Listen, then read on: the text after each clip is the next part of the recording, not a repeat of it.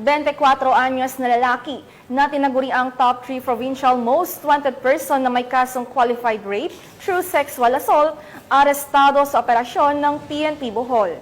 Ang buong detalye mula kay Patrolwoman Flora May Azares.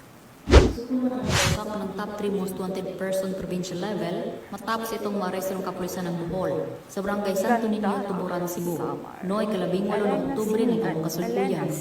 Kinilala ni Police Major Geoffrey D. Grande, Chief of Police ng Tuburan Municipal Police Station, Cebu Police Provincial Office, ang wanted na suspect na si Alice Justin, 24 anyos, na residente ng naturang lugar.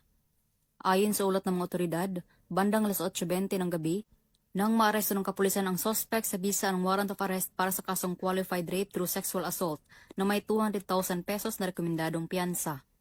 Samantala, kasalukuyang nasa kustodiya ng Tuburan MPS ang suspect para sa dokumentasyon at tamang disposisyon. Ang panggagahasa ay tumutukoy sa akto ng sakritang pakikipagtali o paglabag sa dangal ng isang tao sa pamamagitan ng dahas, pananakot o pamimigit.